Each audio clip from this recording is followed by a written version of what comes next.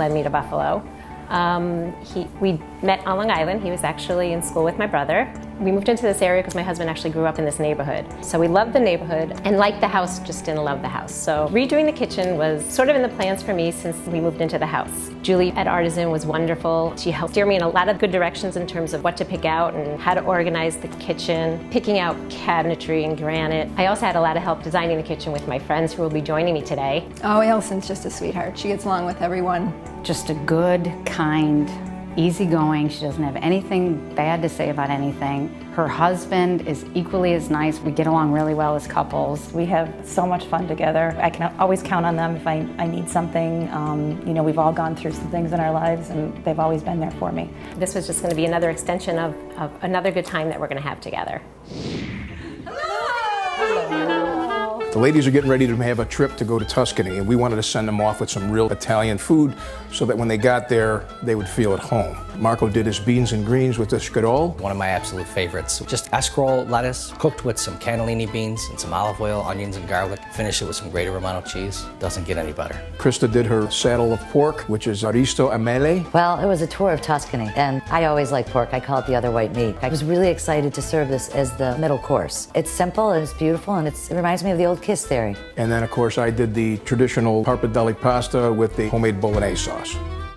We're doing Tuscan cooking today. I'm with my new friend Lisa, who told me she wants to be Italian. So we're gonna change the name, the spelling of your name to L-A-S-A, like Lazza, like lasagna. Lazza. You like it? Lazza, yeah. Lasagna fit, you know, she's a little cheesy. Marco was really funny. He was a goofball. I like goofy people that make me laugh. I showed my new friend Lasagna how to cut up the escarole. All I'm gonna do is just run my knife through it. I'm gonna knock everything off the table as I do it. Okay. You wanna cut it up in cubes, rinse it off with some warm water so that it welts a little bit. Now our next step. Ready, Lasagna?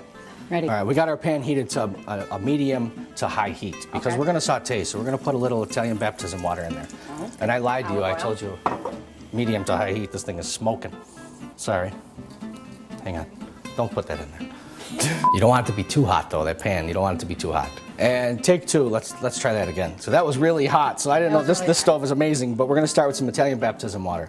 We're gonna throw a little onion in there. Okay. And I'm gonna give you my rubber spoon over there. All right. And you're gonna stir it around a little bit. Olive oil, garlic sauteed, little chicken stock, white wine, cannellini beans, and escarole. So that was super simple, wasn't it? Really easy. Really easy. And it's so fresh and easy. Put it on your table tonight, please. Okay. Come down with me, Western New York. We're good about it. That's really good. That's awesome. And hot. Holy cow. It's really hot.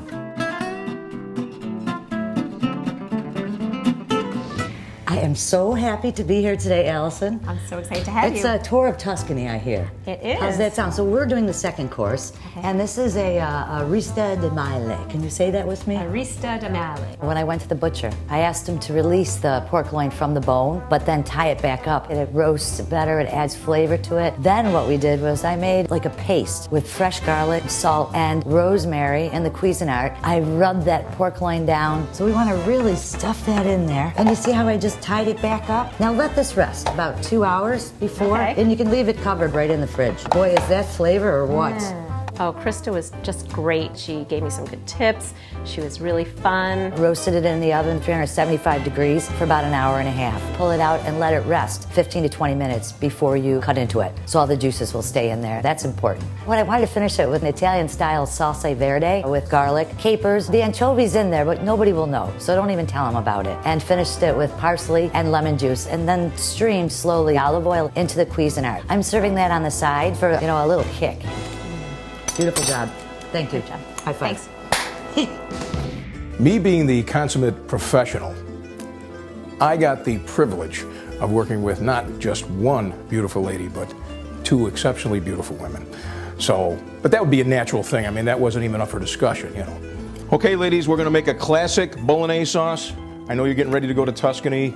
We want to kind of get you in the mood, so we're going to do something real quick, real easy, very, very, very traditional type of a dish. You want to get started? Well, first you take some olive oil, put it in a nice hot pan. You want to render down some pancetta. After it becomes nice and brown, you want to add a sofrito, which is onions, carrots, and celery. Then we added some ground beef, veal, and pork. He was awesome. So friendly, outgoing, made it fun, interesting. I learned so much. Okay, now we're going to add the fresh garlic. Now that's fresh roasted garlic. That really adds, again, another level and another depth of flavor. Cooking with Art was amazing, and I've learned quite a bit, and the garlic is going to stay with me for quite a while. Added some San Marzano tomatoes. We added a little tomato paste for thickness, a little tomato sauce for some depth. We added some fresh oregano, fresh thyme, butter, cream, salt, pepper, cinnamon, and nutmeg, which are traditional in the bolognese sauce. Let it simmer, add a little Parmesan or Reggiano cheese, brought it to the plate for presentation, made it real true Italian.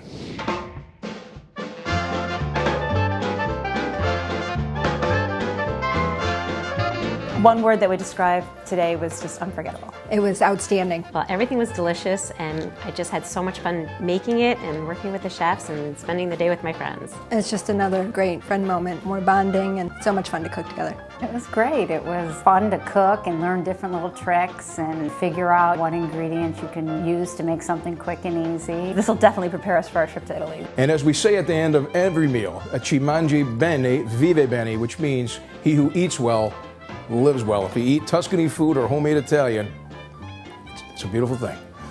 Come dine with me, Western New York.